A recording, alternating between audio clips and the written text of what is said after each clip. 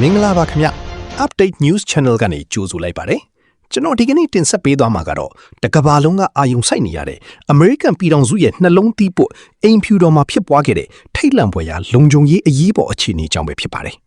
ဒီကနေ့ American စံတော်ချိန်နေ့လယ်ပိုင်းမှာ Washington DC ရဲ့အချက်ချကြတဲ့အိမ်ဖြူတော်ဝင်းအတွင်းနဲ့အနီးတစ်ဝိုက်မှာတနက်တန်ဒီစက်တိုက်ကြားခဲ့ရတဲ့ဆိုတဲ့သတင်းတွေကြောင့်တကဘာလုံးကသတင်းဌာနတွေဟာအထူးသတင်းအဖြစ်ဓာတ်ရိုက်ထုတ်လွှင့်မှုတွေပြုလုပ်ခဲ့ကြရပါတယ်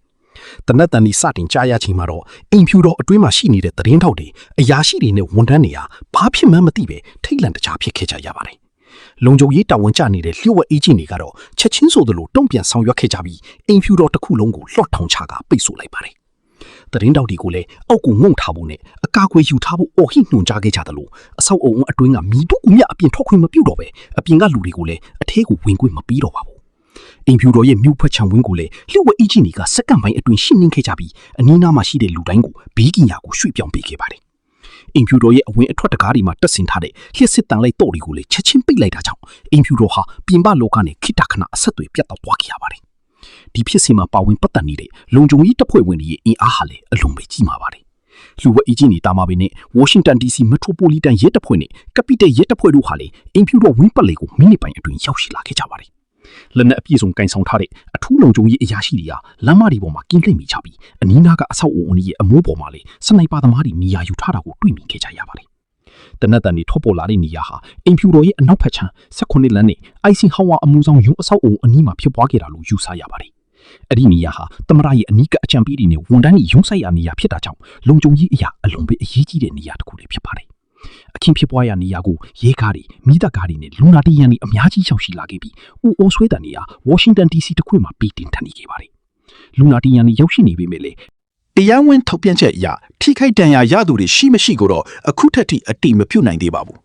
ဒီလိုအခြေအနေမျိုးမှာလုံခြုံရေးတပ်ဖွဲ့တွေရဲ့တုံ့ပြန်မှုကအလွန်ပဲစနစ်တကျရှိပြီးမြန်ဆန်လာပါတယ်လုံခြုံရေးအရာရှိတွေကအဆောင်တဲတွေခြုံပုတ်တွေနဲ့အဆောက်အုံကြားတွေကနေချက်ချင်းဆိုသလိုထွက်ပေါ်လာပြီးအိမ်ဖြူတော်ရဲ့ပတ်လည်လုံခြုံရေးကိုစီးဝိုင်းတဲ့ပွဲဝိုင်းပတ်လိုက်တာဟာကြည့်ရှုသူတွေကိုအံ့အားသင့်စေခဲ့ပါတယ် FBI Director Kash Patel ကလည်း FBI အနေနဲ့ဒီဖြစ်စဉ်ကိုစုံစမ်းစစ်ဆေးရမှာလျှို့ဝှက်အေဂျင့်တွေကိုအပြည့်အဝကူညီပံ့ပိုးပေးနေပြီးတနတ်တန်တွေဘယ်ကနေထွက်ပေါ်လာသလဲဆိုတာကိုအဖြေရှာဖို့ကြိုးစားနေတယ်လို့ပြောကြားခဲ့ပါတယ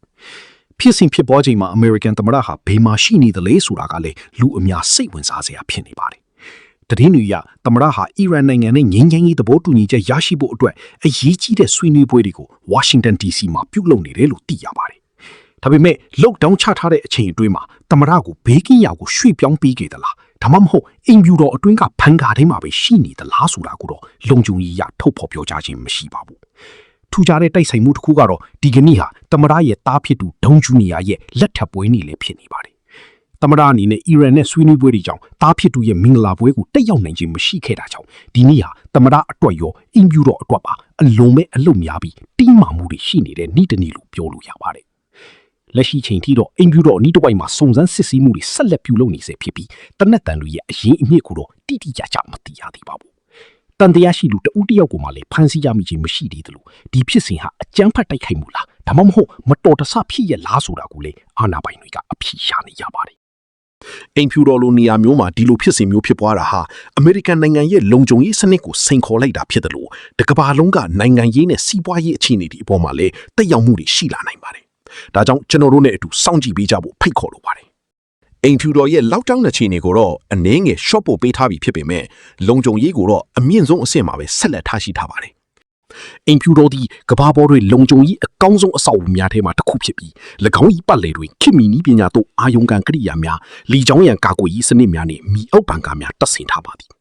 ယနေ့ဖြစ်ပွားခဲ့သောတနတ်တန်များသည်ထိုကဲ့သို့သောလုံခြုံရေးစီးပွားရေးအတွင်းသို့မီတို့ရောက်ရှိလာသည်ကိုစုံစမ်းစစ်ဆေးသူများကအတိအကထားရှာဖွေနေကြခြင်းဖြစ်ပါသည်ထို့အပြင်တမန်တော်၏လုံခြုံရေးအတွက်တာဝန်ယူရသောလျှို့ဝှက်အေဂျင့်များသည်ယခုကဲ့သို့သောအရေးပေါ်အခြေအနေတွေအတွက်အမြဲတမ်းလိကျင့်ထားကြသူများဖြစ်ပါသည်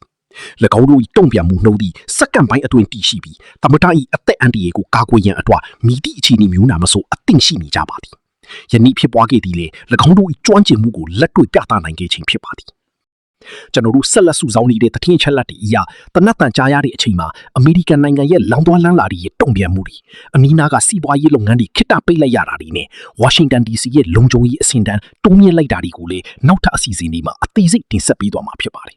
အခင်းဖြစ်ပွားတဲ့နေရာတစ်ဝိုက်ပါအထူးစုံစမ်းစစ်ဆေးရေးအဖွဲ့တွေကတပ်တေခံပစ္စည်းတွေကိုအသေးစိတ်ရှာဖွေနေကြပါတယ်။တနက်ကြီးခွန်တွေဒါမှမဟုတ်တန်တရားဖြစ်ဖွယ်ပစ္စည်းတွေကိုရှာဖွေနေတာဖြစ်ပြီးအနီးနားကလုံခြုံရေးကင်မရာမှတ်တမ်းတွေကိုလည်းပြန်လည်စစ်ဆေးနေပါတယ်။အိမ်ဖြူတော်လုံခြုံရေးဟာအခုအချိန်မှာတော့ပုံမှန်ထက်ဆယ်ဆမကတင်းကျပ်ထားပြီးဘလို့ချင်းချောက်မှုမျိုးကိုမဆိုချက်ချင်းချေမှုန်းဖို့အသင့်ပြင်ထားတာကိုလည်းတွေ့ရပါတယ်။ပြည်သက်တွေအနေနဲ့လည်းမိမိတို့ရဲ့ပတ်ဝန်းကျင်မှာထူးခြားတဲ့အခြေအနေတွေရှိရင်သတိပြုကြဖို့နဲ့ဘေးကင်းလုံခြုံစွာနေထိုင်ကြဖို့တိုက်တွန်းလိုပါတယ်။ကျွန်တော်တို့ Update News Channel ဟာပြည်သက်တွေအတွက်အမြဲတမ်းမှန်ကန်တိကျတဲ့သတင်းတွေကိုအမြန်ဆုံးတင်ဆက်ပေးနိုင်ဖို့ကြိုးစားနေပါတယ်။နောက်ဆုံးအနေနဲ့ပြည်သက်များအားလုံးဘေးအန္တရာယ်အပေါင်းမှာကင်းဝေးကြပါစေ။စိတ်ဤချမ်းသာခြင်းကိုယ်ဤကျမ်းမာခြင်းများနဲ့ပြည့်စုံကြပါစေလို့ကျွန်တော်အနေနဲ့ဆုမွန်ကောင်းတောင်းပေးလိုက်ပါတယ်။ဘလို့ပဲခက်ခဲတဲ့အခြေအနေတွေနဲ့ကြုံတွေ့ရပါစေအားလုံးကစီစီလုံးလုံးနဲ့ကြုံဖြတ်နိုင်ကြပါစေလို့လေဆုတောင်းမြတ်တာပို့တာအပ်ပါတယ်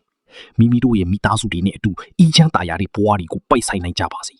ကဘာပေါ်မှာလေးစစ်မိတွေငြိမ်အေးပြီးရင်းချမ်းမှုတွေအမြန်ဆုံးရရှိပါစေလို့ဆုတောင်းနေပဲကျွန်တော်ရဲ့သတင်းတင်ဆက်မှုကိုဒီမှာနှီးကုပ်ချုပ်လိုက်ပါတယ် Update News Channel ကို Subscribe မလုပ်ရသေးဘူးဆိုရင်လေအခုပဲ Subscribe လုပ်ထားပြီးဘေးကခေါင်းလောင်းလေးကိုပါနှိပ်ထားပြီးကြဖို့တောင်းဆိုချင်ပါတယ်ခင်ဗျာမြန်မာပြည်သူပြည်သားအားလုံးစိတ်ချမ်းသာကိုယ်ကျန်းမာနဲ့အေးအေးချမ်းချမ်းနေထိုင်ကြရပါစေခင်ဗျာအားလုံးပဲကျေးဇူးတင်ပါတယ်ခင်ဗျာ